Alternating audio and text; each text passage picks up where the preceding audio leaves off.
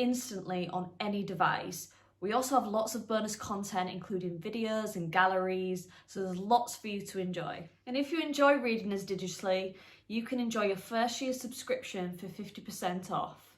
If you want to try a subscription to our print magazine, if you live in the UK, you can enjoy your first 3 issues for just £3. That's usually worth over £15. And we'll deliver your magazine to your house every month, hassle-free. And if you live outside of the UK, you can enjoy 15% off the full price of a subscription. All of our subscribers will gain instant access to our online video library. So if you enjoy this weekend, you can get even more content free on our website that's just available for subscribers. We hope you enjoyed the weekend. Let us know your thoughts and happy researching. Each and every one of us has a story, no matter how big or small. Family Tree Magazine gives you everything you need to help you get started on your own journey of discovery.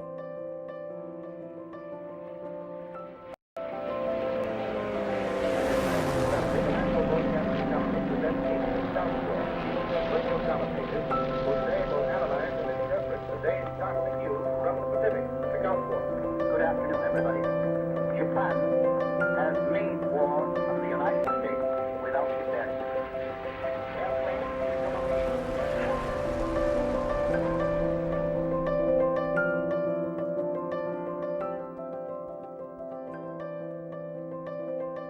These stories are what make us unique. Our family history is part of us. It's our legacy. And it starts with you.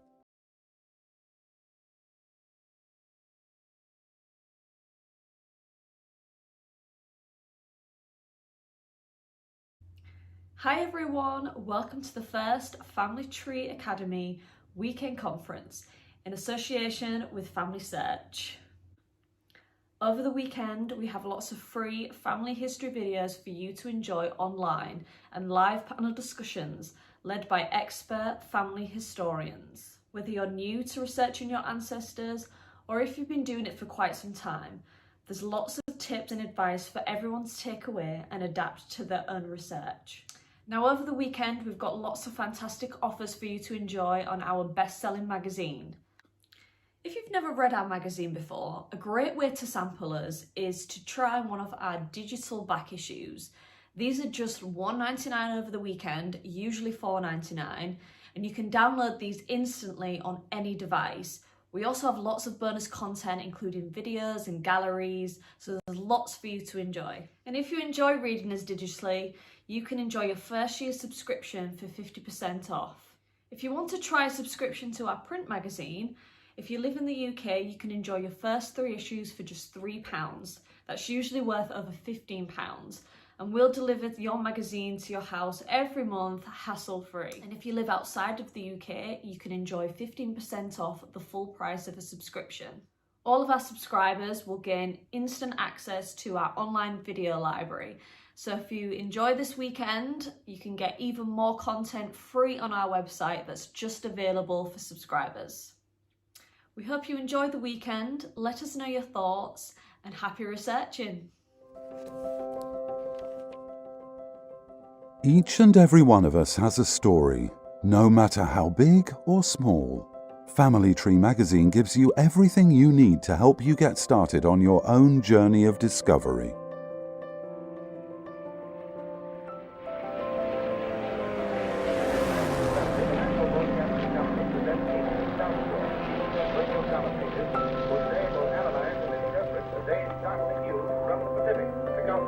Good afternoon, everybody.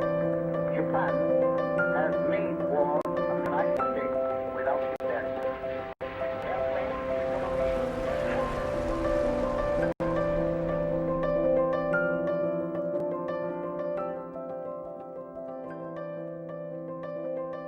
These stories are what make us unique. Our family history is part of us. It's our legacy.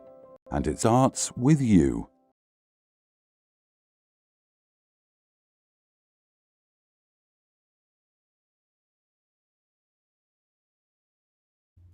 Hi everyone, welcome to the first Family Tree Academy weekend conference in association with Family Search. Over the weekend, we have lots of free family history videos for you to enjoy online and live panel discussions led by expert family historians. Whether you're new to researching your ancestors or if you've been doing it for quite some time, there's lots of tips and advice for everyone to take away and adapt to their own research. Now, over the weekend, we've got a lot of fantastic offers for you to enjoy on our best-selling magazine. If you've never read our magazine before, a great way to sample us is to try one of our digital back issues. These are just $1.99 over the weekend, usually $4.99, and you can download these instantly on any device. We also have lots of bonus content, including videos and galleries, so there's lots for you to enjoy. And if you enjoy reading us digitally, you can enjoy your first year subscription for 50% off. If you want to try a subscription to our print magazine, if you live in the UK, you can enjoy your first 3 issues for just £3. That's usually worth over £15. And we'll deliver your magazine to your house every month, hassle-free. And if you live outside of the UK, you can enjoy 15% off the full price of a subscription. All of our subscribers will gain instant access to our online video library. So if you enjoy this weekend, you can get even more content free on our website that's just available for subscribers. We hope you enjoyed the weekend. Let us know your thoughts and happy researching. Each and every one of us has a story, no matter how big or small. Family Tree magazine gives you everything you need to help you get started on your own journey of discovery.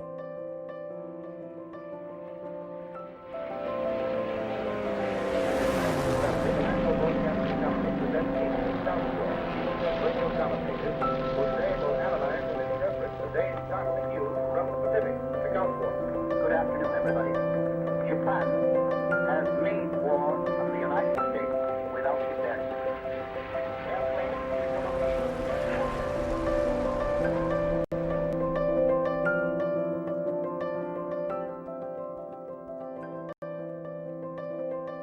These stories are what make us unique. Our family history is part of us. It's our legacy. And it starts with you.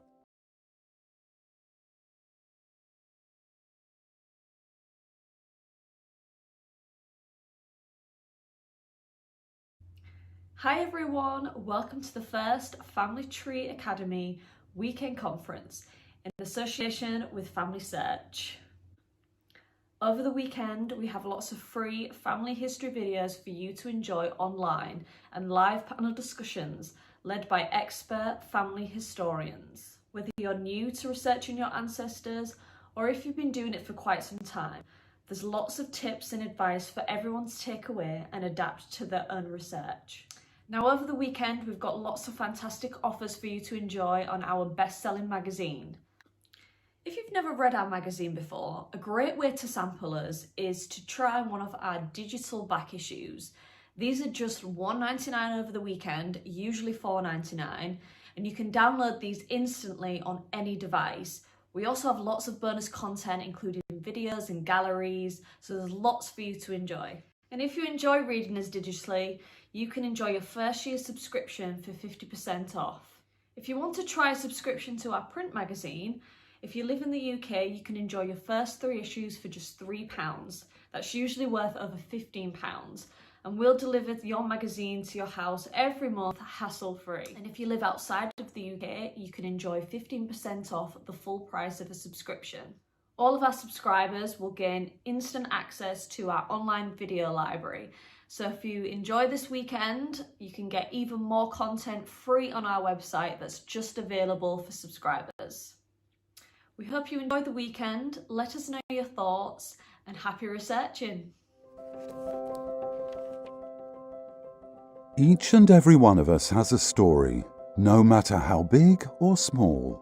Family Tree magazine gives you everything you need to help you get started on your own journey of discovery.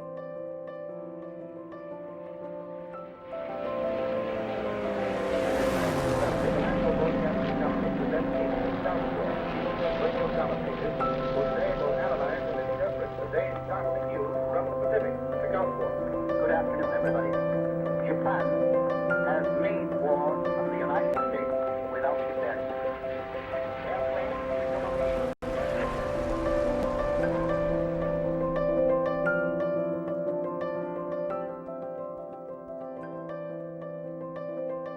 These stories are what make us unique. Our family history is part of us. It's our legacy.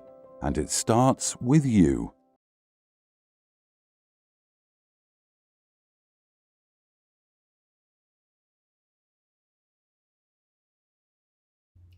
Hi everyone, welcome to the first Family Tree Academy weekend conference in association with Family Search.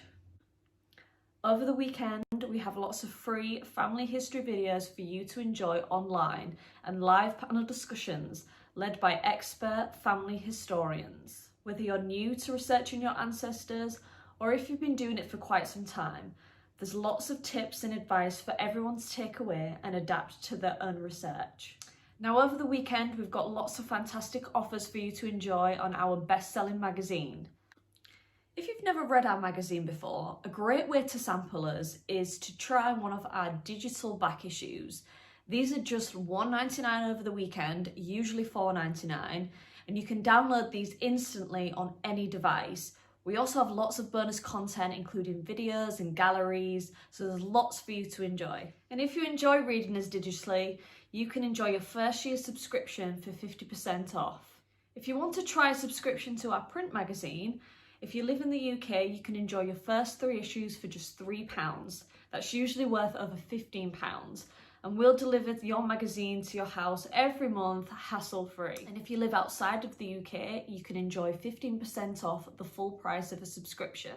All of our subscribers will gain instant access to our online video library. So if you enjoy this weekend, you can get even more content free on our website that's just available for subscribers. We hope you enjoy the weekend. Let us know your thoughts and happy researching. Each and every one of us has a story, no matter how big or small. Family Tree magazine gives you everything you need to help you get started on your own journey of discovery.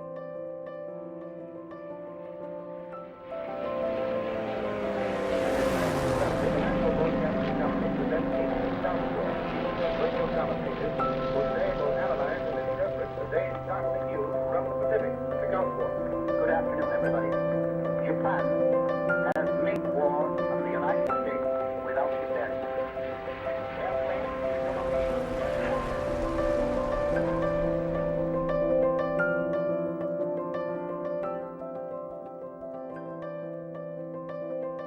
These stories are what make us unique. Our family history is part of us. It's our legacy. And it starts with you.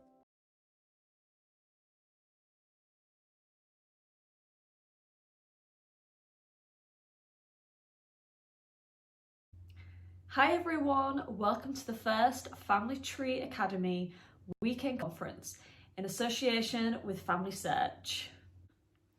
Over the weekend, we have lots of free family history videos for you to enjoy online and live panel discussions led by expert family historians. Whether you're new to researching your ancestors or if you've been doing it for quite some time, there's lots of tips and advice for everyone to take away and adapt to their own research. Now, over the weekend, we've got lots of fantastic offers for you to enjoy on our best-selling magazine. If you've never read our magazine before, a great way to sample us is to try one of our digital back issues. These are just $1.99 over the weekend, usually $4.99, and you can download these instantly on any device. We also have lots of bonus content, including videos and galleries, so there's lots for you to enjoy. And if you enjoy reading us digitally, you can enjoy your first year subscription for 50% off. If you want to try a subscription to our print magazine, if you live in the UK, you can enjoy your first 3 issues for just £3. That's usually worth over £15. And we'll deliver your magazine to your house every month, hassle-free. And if you live outside of the UK, you can enjoy 15% off the full price of a subscription. All of our subscribers will gain instant access to our online video library. So if you enjoy this weekend, you can get even more content free on our website that's just available for subscribers. We hope you enjoy the weekend. Let us know your thoughts and happy researching. Each and every one of us has a story, no matter how big or small. Family Tree magazine gives you everything you need to help you get started on your own journey of discovery.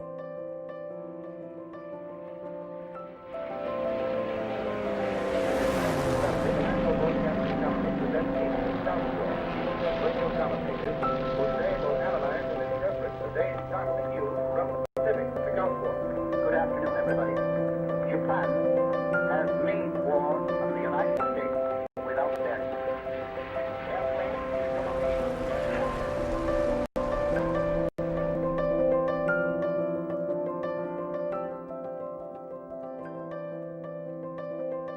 These stories are what make us unique. Our family history is part of us. It's our legacy. And it starts with you.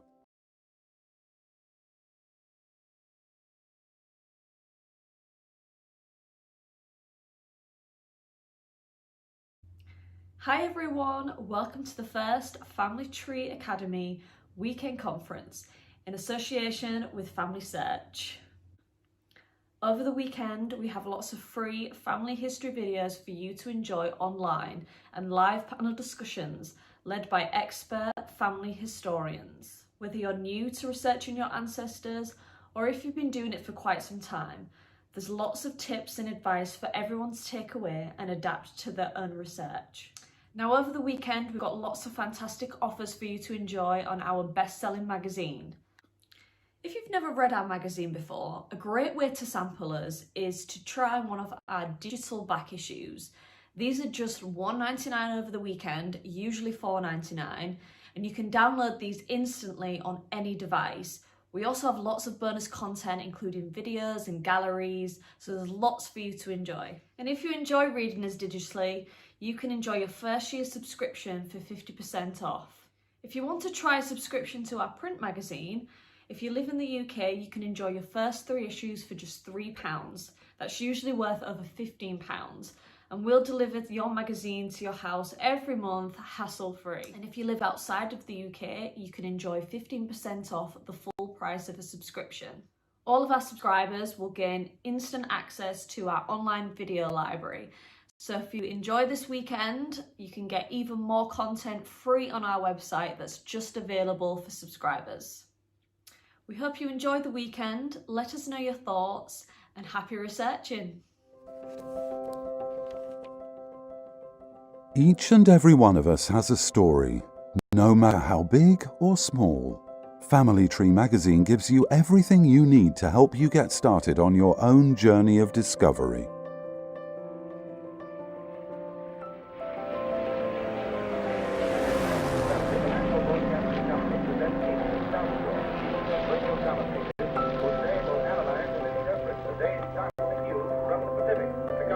Good afternoon, everybody. Japan has made war on the United States without death.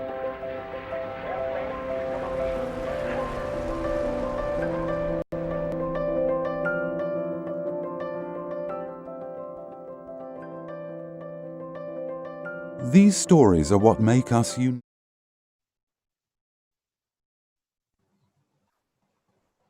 Welcome to day 2 of the Family Tree Academy weekend conference. And today we're going to be discussing preserving and sharing and even keeping our family history organised. But first, let's introduce the panellists. So we have Keith Penfold, whose presentation you might have watched earlier, and Keith is very keen indeed on using all sorts of ways to pass on the genealogy bug. And then we have Diane Lindsay, who regular readers of Family Tree magazine will know for her Thoughts On column. And she is a complete addict for family history, and she is not seeking a cure to the bug. And then we have Paul Carter, and he's the co-founder of Name and Place, which is an awesome brand new history project tool. So whether you're doing a one name study or a house study, or even researching a ship, any sort of project to do with history, and family history is always sparking off those projects, isn't it? Then that's a really good resource, so we'll chat to him about that. And we have Jackie DePell as well. And Jackie DePell is a very experienced family history tutor. She's also chairman of the Yorkshire Group of Family History Societies, and she organises lots of other family history events and talks and things like that. So they've got a wealth of experience to share. So we look forward to digging into the topic of preserving it, organising and sharing it. So first of all, we're going to start off with getting organised, because soon, when we start doing our family history, whether we're doing it for a few hours or a few decades, there's a continual battle to try and how to keep track of it all. So I was wondering, like, Jackie, should we start with you? Because as a tutor, then hopefully you'll be, able to help us with this. Have you got any ideas to, let's say someone has been doing a bit of family history, the files are starting to mount up, whether they're digital or paper, what do you recommend to help them keep on track? Well, if they haven't done anything at all, I would suggest they get a blank piece of paper and a pencil, and to actually draw that tree out, like we think of a tree with siblings on the same line and descendants and ancestors, and start with, so I regard a tree as vital, because then you can check the sources that are relevant for the different time periods people are alive. And then the other basic recording thing I always recommend is a single sheet for each person, and just get that feel of keeping a life, building it up, adding new bits on a piece of paper, and then to transfer to some sort of digital computer-based system, or devise a card system that they might like. They've got that idea of recording, adding to it, and generations. And that's how I start my beginners. Mm-hmm. That sounds good. That sounds very, very doable, like all of us, whether we're just gathering those facts when we're chatting to maybe some of our relations, or whether we're gathering the facts by hunting online, then having a tree so we can keep track of who's who, don't get muddled up with the generations. Yeah. I didn't say about sources, because I've got noting sources. So even on that big blank piece of paper about each person, to just jot down the evidence, and just get the feel of what, the bigger picture of recording. And Paul, you're a massive fan of all things digital, aren't you? So do you have a kind of family history software, quite aside from Name and Place for the moment, but like, do you have an app or like a website you like to use? Do you have, what would you recommend on the digital front maybe? Yeah, well, I mean, just carrying on from where Jackie was sort of saying about drawing it all out on paper, very much the next step is to put that into sort of one of the family history packages, and they're all very good, I mean, for doing that and just getting you started, because you can start to order all of these people, because if you're new to this and you're just finding all of a sudden all of these names, you'll see repetition of names across generations, and it can get confusing to sort of just seeing context like who's who. So the nice thing about the sort of software is it can start to give you a more holistic view of where you are, and as you're adding more names to a tree and finding all these different people, just sort of identifying little family groups, and and sort of start splintering off into which part of the tree you're going to focus on next, because as we all know, and sort of something we love, is just that all of a sudden you go back a few generations and you could be talking about thousands of direct ancestors, and it can get out of control quite quickly, which is of course part of the challenge then of trying to keep it structured. So personally, I'm a Mac person, so I use Reunion, but I also absolutely love Family Historian on the PC. Great products, and just make it nice and easy to just start adding people in there. And Jackie touched on sources just then, and that's so important to this, because when you're in the flow, I find it's if you aren't keeping notes, or you're just sort of rushing forward, especially in sort of the ancestry, family search, find my past world, where we can in the course of an evening we could find out so much information. You go back in a couple of weeks time and you're where were you, how did you find this person, and are you sure it's the right person? And you need that sort of almost like an audit trail following along behind you, just so you can keep that confidence that actually your research is correct, because it can be dangerous of going down the wrong path. And so I think I agree it's hard to keep structured, but it's so important to just keep making notes, either on paper or electronically.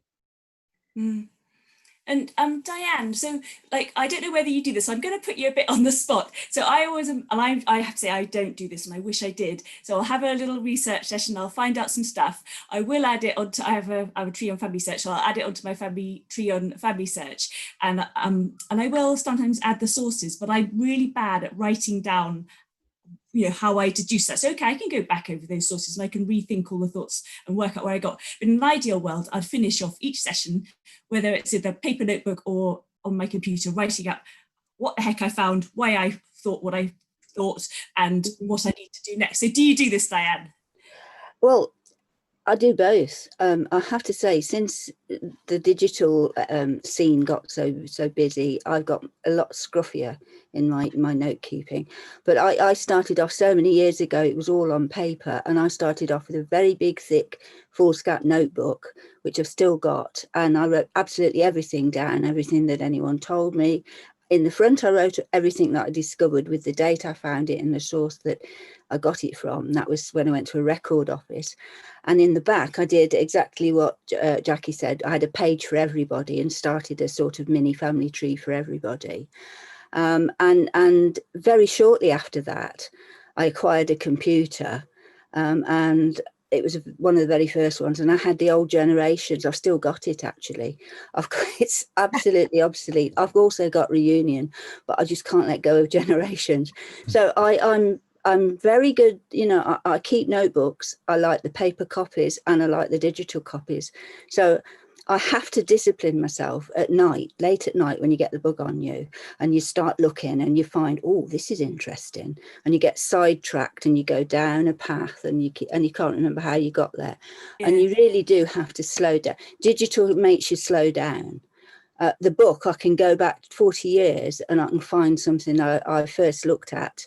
And quite possibly the photocopy that goes with it. Even the IGI copies, I've still got all of those, all the censuses. So I've still got those, and I have kept them going. But like I say, I'm kind of overkill on recording it everywhere. And I'm now in a horrible position. I've been doing it for such a long time that I go back and think, oh, that doesn't sound quite right. I'd better do it again. And of course, it usually is. But I think that I think both is a good thing, and I think I'm very big advocate of software, one or the other. They're all pretty good, actually. I've got 3 or 4 in my machines, but I think Reunion's probably the best for Mac, and it's a shame we can't get generations for the Windows. But the next best one I found is I quite like Roots Magic. Mm. And so also online, of course. I mean, I'm terrible at that. I've got it everywhere. And it's going to be there forever, somewhere or another. Those are really good ideas for keeping organised. So do you just, so we've got the kind of principles of being really methodical. I still love paper, as well as having a tree in the cloud as well. And I'm not so good on desktop software. But so we've got the idea of being methodical, keeping our sources, which I think we have all. I think that with digital that maybe does help, because you can. It's so easy to keep your sources on track, isn't it? And then having that discipline at the end to end of each session, like you're saying, you do that, Diane. But so we're getting all these facts, and that's great. And we've got a really hardcore tree and hardcore research if you do that. But then what about the kind of the next steps? Because that's half the story, isn't it? Like, we do our family history, but what about how we share it? So how do we publicize it or share it with family? Yeah. I tell stories. I've started to do a mini biography for everyone, bit by bit, starting with ourselves, obviously, and sort of I do it in a tablet form. I put every single event that affected anybody, right from the birth to death and everything in between, including births of children, anything I found in newspaper, any mention, and then I sort of put that as the appendix at the end, and then I write the story and point out that it is a story. I'm telling it as a story, and I'm not going to put footnotes. They're all in the back if you want the proof. So I'm trying to do that, and I'm actually done it for most of my up to about 4 times grandmothers. That they're very, you won't believe how much you actually know until you do it. So I tend to like to sort of get into the mindset and look at the background and look at where they live and everything else that goes with it as well. Once you've got the facts, you need the flesh on it. So that's what I do. But it's long-winded, and you've got to like writing, I think, to do it. But it also, you're not writing a book, you're writing a little pamphlet. I'm big on pamphlets.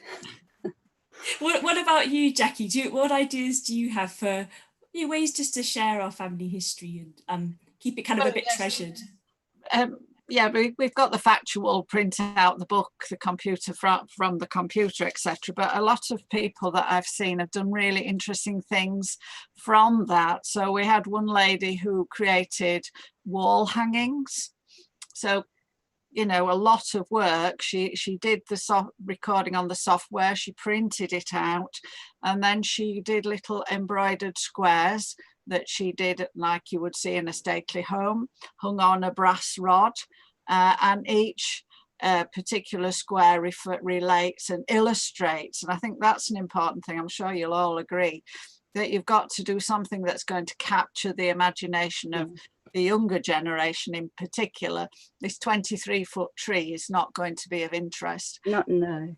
This particular lady did these embroidery, and she's then willed them to her niece. She doesn't have direct children, and so that is now a modern heirloom. I've seen people do paintings as well. A lot of people do the self-publishing books, again pictorially, with grandparents' recipes, and showing them, you know, their grandparents, and showing it to their grandchildren. And that, anything to capture the imagination, so that when they get this well-researched stuff that we've all done or aspired, they will realize that you know, there's a magic behind it. Those are lovely ideas. They're so creative, aren't they? And as you say, they're heirlooms in the making. And as well as like all these really tangible things, then obviously for younger generations, and there's like anything on an iPad or in a phone is really popular, isn't it? So Keith, I think in your presentation you touched on lots of the really fun things, which I think should be suitable for all ages, not just kids.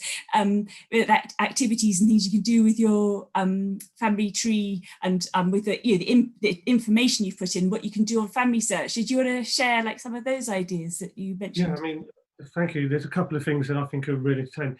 Keeping things firstly very short and simple, particularly working with children. We don't want to bore them. So a couple of minutes of something that's interesting and engaging is much better than, as we said, a 20-minute discussion about your granny. One of the things I think on Family Searches we've shown is you can look and see where your ancestors come from, to a map. So you can get right down to the town level of where they come from, discover who they were, where they lived. I think that's quite interesting to children. You can then obviously jump from that to Google Maps and see some of the historic photos of the towns, what they looked like in the time they lived, which I think is a really interesting thing for children to do. Particularly if you've got family come from all over the world. Look, you've got family come across Europe or from Africa or wherever it may be in the world, and you can just click on and see, here's your, you know, your fifth cousin twice removed came from wherever that might be, and talk about that. And on Family Search as well, it's got some recipes from the countries where your family's ancestors come from. You can find out about what the country's like, traditions, and I think there's great things, particularly with young children. You can have a day when you share a family tradition from the country that your ancestors come from. You know, if all yours come from England, well, it's Pancake Day probably in Violet. But if they, you know, come from elsewhere in the world, there's some wonderful traditions that are available, and you can get those experiences. Also in there as well, I think one of the other things I think is quite interesting, my children think I'm really old, you know, but hopefully not that old. But it's fun to go back and see, well, what's happened in my lifetime? You know, one of the things that I'm quite interested in was the computer mouse was invented when I was born, the same year. The lava lamp, you know, personal favourite of mine. I love my lava lamp. I've got it on my office desk, and I sit there and mesmerised by that. But those are things you can talk about that children can relate to and they can engage in now.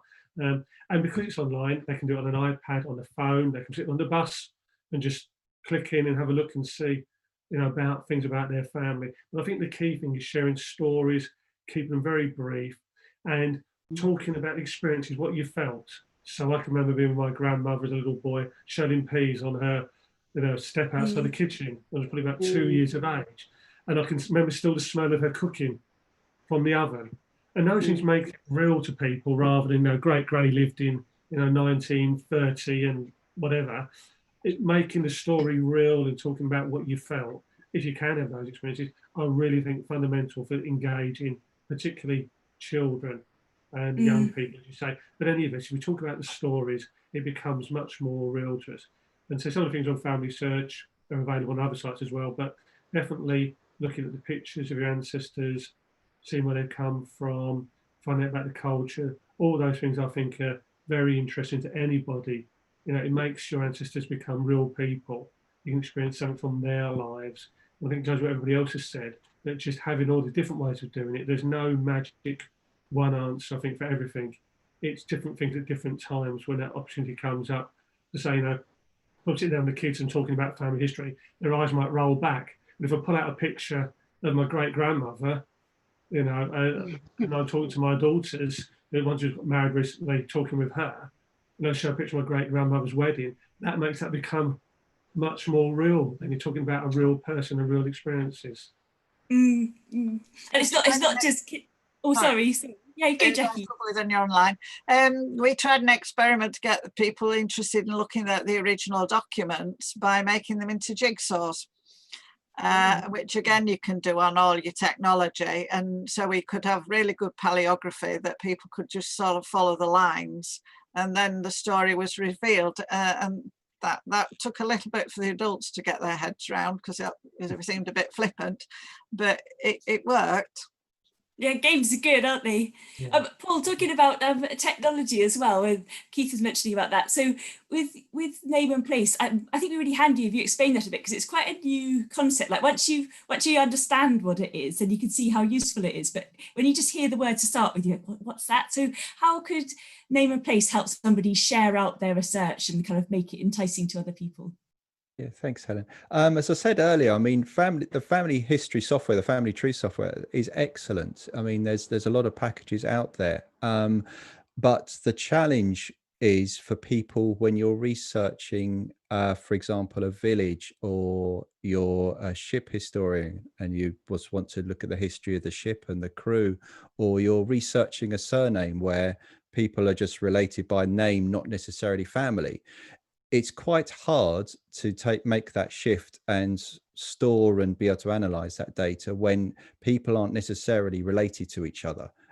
And so that's really sort of where name and place has come from. So for example, when you're taking your family history that step further, I mean, we sort of touched on a little bit, but social history, when you start to sort of add the color of what people's lives were like in the past, you might quickly look at, well, I want to know more about the village where, this root of my family lived. And so you start to expand into what were their neighbors like.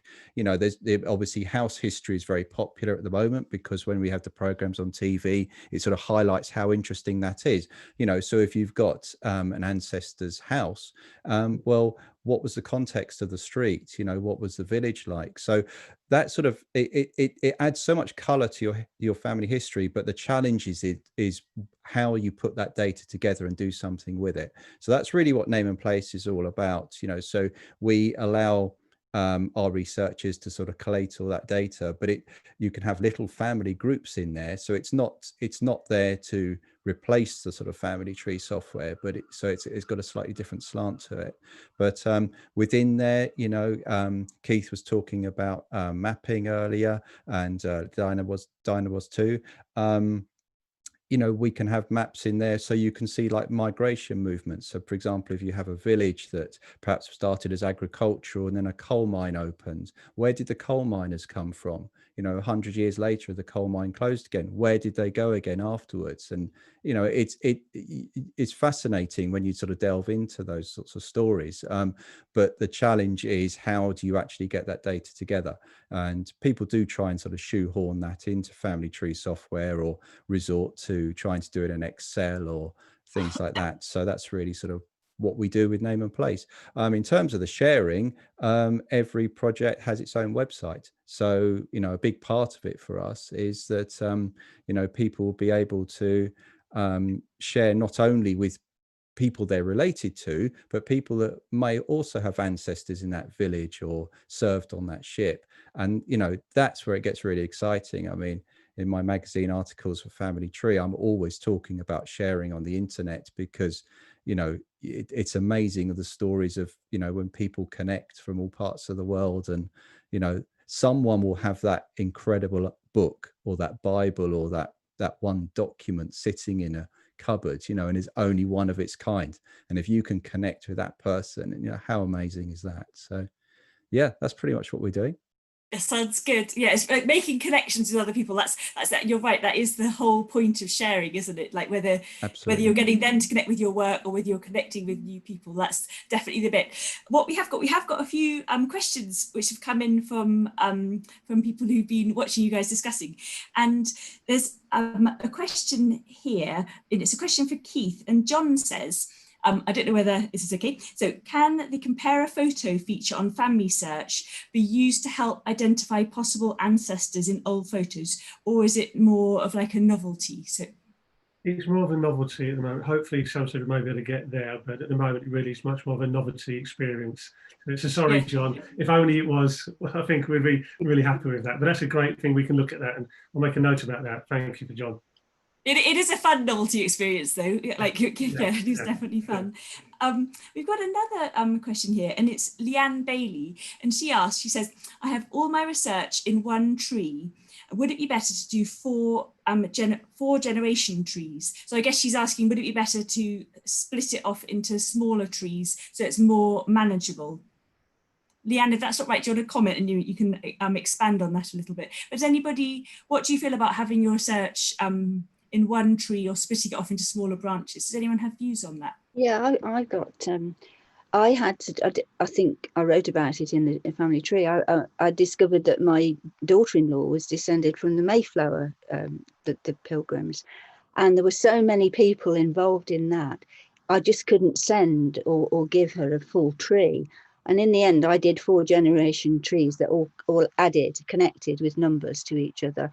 And they could lay them out and they could juggle around with them and see one tree and then another tree.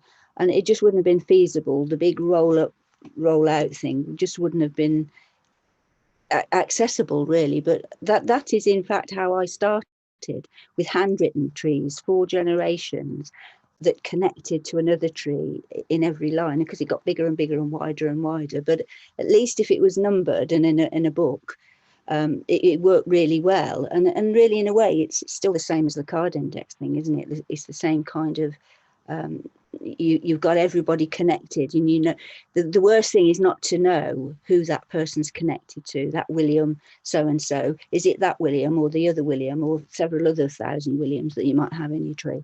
So I like to have a number for everyone, and I like to have the small trees. I've got large lever arch piles for every surname, so that they overlap, of course, you know, because the same, there's one for the maternal line, and then they get broader and broader and broader. But I still like to have that numbered connection so that you can follow a trail. You know, that to me is the best way to do it.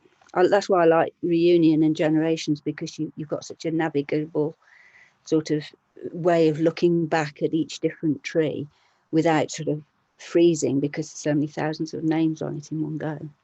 If you've got your people numbered and your source material numbered, then it's easy to cross-reference. Yeah. It's hard, it's discipline. Can't do it for thousands, but you can do it for a sort of 4 families quite easily. Yeah. Thank you. And then we've got another question here, and this is a Family Search question again, and it's Diane Rogers, and she asks, can recordings she puts onto Family Search be downloaded onto her PC as well as saved onto Family Search? So do you know about that, Keith? Whether other people can download? That's ready to do that. That's And if there's any problems with that, obviously the help people will be very happy to help and assist. And just for help, just go to the top right of the screen. You'll see a little question mark. Click on that, and it gives you all the options: the phone number, the email, the live chat. So there are people to assist on that one. So very clever people, not like me, but people will be able to help her with that as a problem. That's great. These are such lovely ideas, and I think what would be really nice to finish off with is like all the topics and things you've all talked about, whether it's the wall hangings or technical things of how to get our ways we can share family history online and be organised.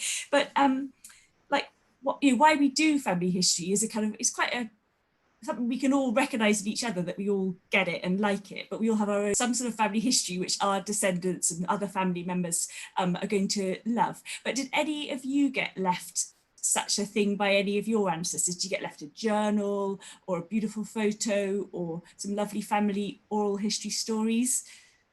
Anybody? Yeah. Well, I because you mentioned this earlier, I actually dug it out for you. I have here an original pedigree hand drawn by my grandfather from memory, quite late in life. And he struggled for a long time in the pre-internet years. And I've got all his letters where he'd written to various organizations trying to find people in the past. And he was incredibly accurate. He was out by a couple of generations on a few things, but that was what he left me. And I didn't do anything with it for a few years, but picked it up, signed up for Ancestry and Family Search, and here we are. Yeah, that's very special. What about you, Diane? Did you get left anything? Very little. My mum ran away from home when she was 14 and left it all behind her, so I had to dig it all back up again. And by that time, it was all sold off to passing strangers and burnt in bonfires and things. But the one thing I've got that I treasure, which I will pass on, my dad was a poet. He was a working man all his life, but he was a poet, and he left me his poetry book. And when you look at it, it's the story of his life and his humour. And to me, that was the finest thing I had. The only other thing I've got is a similar thing. It's not a direct ancestor, but one of my collateral relatives was in the Crimean War. And I've got his diary, his memoirs as told to a young lad who wrote them down faithfully. And his accent is that out of my granddad. His Midlands accent, and his humour's the same, and his stories, scandalous stories, some of them that he's telling. I mean, that's not directly mine, but it's I've got it, and I can hear his voice in it, and that's wonderful. You can almost touch, across the generations, because he's a soldier, and all my granddad was as well, and my dad. I can hear them down in the old, the regimental club, chuntering away after the wars, and I can hear his voice, and my granddad and my dad, as if they're sort of all together. It's a wonderful thing. So that's why I say write something. Write. I've run this creative writing class, and every time I make them do something personal, they're doing social history and they don't know it, and they can do it, and they always come up with something. I didn't know I could say that. So I'd say, if you really want to record your own experience and you don't know how to do it, join a creative writing class. What about you, Jackie? Did you get left anything which inspired you? My father's side, he was the youngest of 7, so for some reason he's got all the certificates in a cocoa tin. Well, my mother's side, as I was saying earlier, the house. So this house hasn't been emptied now for over 100 odd years. It isn't a stately home by any means, not at all.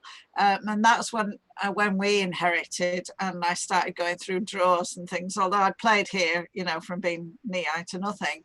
That's when I started to draw those sheets out, so that I could work out who these people were that were in this family Bible, in this poetry book, and memorabilia and so on. And that's really when I started to get a formal system of some sort together. So I have one drawer that I've never really gone through.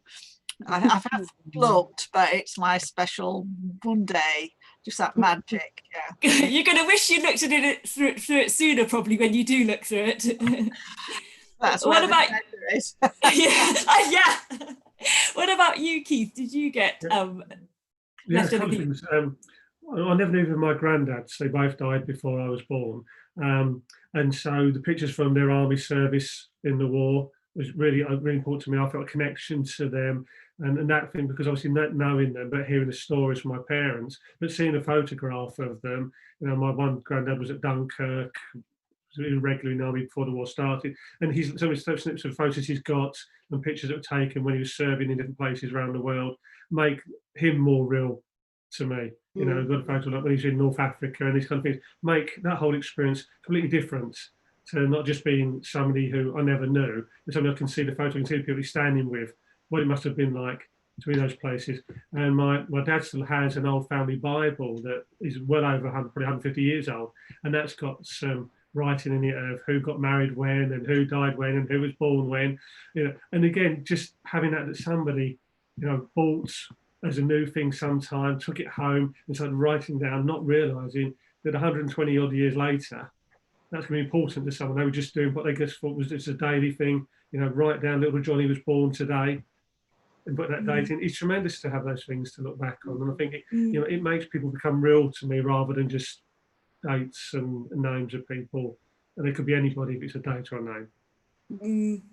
I hope anybody watching this, I hope you've been reminded by seeing how happy these guys are when they talk about the things which inspired them, which got handed down, that we really have all got to make sure we leave these lovely treasures in a kind of findable, shareable, understandable format for our descendants. So I'd just like to thank our panelists because they've been such fun to talk to. I hope you've got lots of good ideas you know, for things you could do, and partly to keep organised, partly to keep sharing as well, because they're both just equally important, aren't they, really? And so thank you very much then to Keith and to Paul and Jackie and Diane, and thank you very much, everyone. Hi everyone, welcome to the first Family Tree Academy Weekend Conference in association with Family Search. Over the weekend, we have lots of free family history videos for you to enjoy online and live panel discussions led by expert family historians. Whether you're new to researching your ancestors or if you've been doing it for quite some time, there's lots of tips and advice for everyone to take away and adapt to their own research. Now, over the weekend, we've got lots of fantastic offers for you to enjoy on our best-selling magazine. If you've never read our magazine before, a great way to sample us is to try one of our digital back issues. These are just $1.99 over the weekend, usually $4.99, and you can download these instantly on any device. We also have lots of bonus content, including videos and galleries, so there's lots for you to enjoy. And if you enjoy reading us digitally, you can enjoy your first year subscription for 50% off. If you want to try a subscription to our print magazine, if you live in the UK, you can enjoy your first 3 issues for just £3. That's usually worth over £15. And we'll deliver your magazine to your house every month, hassle-free. And if you're outside of the UK, you can enjoy 50